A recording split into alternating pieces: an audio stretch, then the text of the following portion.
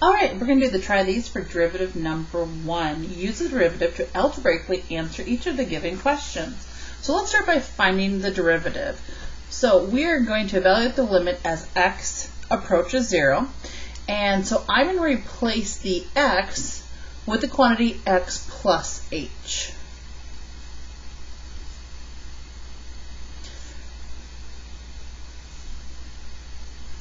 Now I have a subtraction sign. And now I'm going to put what f of x is equivalent to.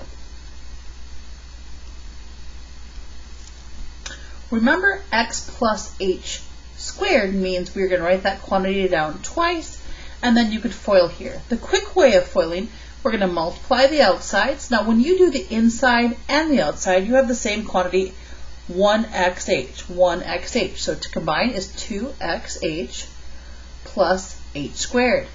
I'm going to distribute the 3 to get negative 3x and negative 3h.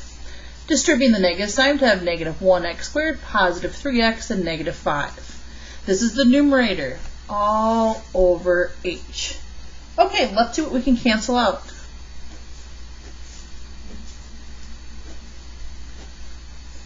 And if I write this now in standard form, I have h squared plus 2xh minus 3h all over h.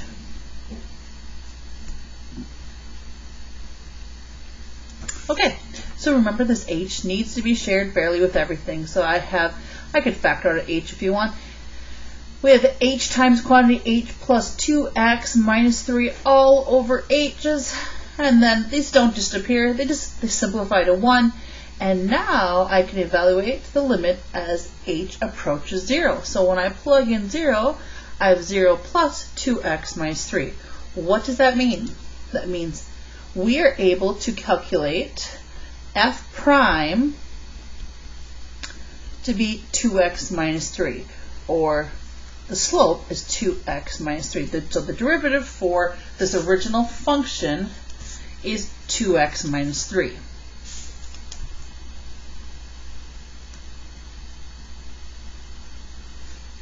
Okay, so let's find the slope of f of x when x is going to be 4. Simple enough. So let's come back up here. Let me move this to make this just a little bit more organized looking. I'll bring that paper back in a little bit. So right now I'm able to take this. I'm going to substitute in 4.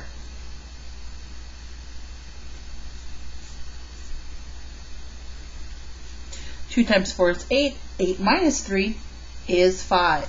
Determine which point of f of x has a slope of negative 7. The point is which point. Okay, so I know that the slope can be determined by 2x minus 3. And if I already know what the slope is, I can replace m with negative 7. So negative 7 equals 2x minus 3. I add 3 to the opposite side. I have negative 4 equals negative 2x, and when I divide by a positive 2, I end up with x equals negative 2. Now I want to know which point.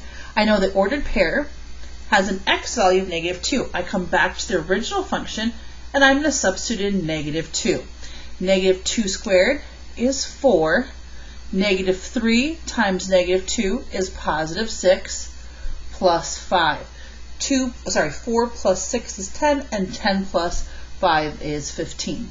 Write an equation of the line tangent to f of x with a slope of negative 7. I like y equals mx plus b form.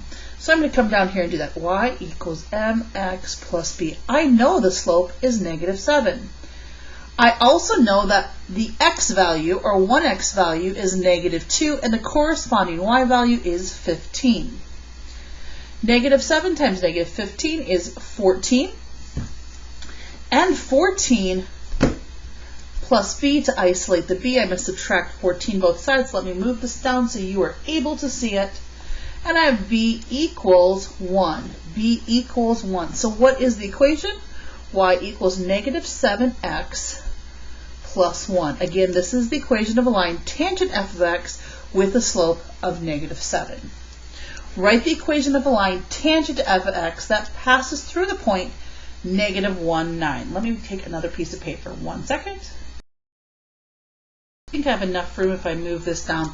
Okay, so I want to first calculate what is, I ultimately want to have an equation, but I know the x value is negative 1.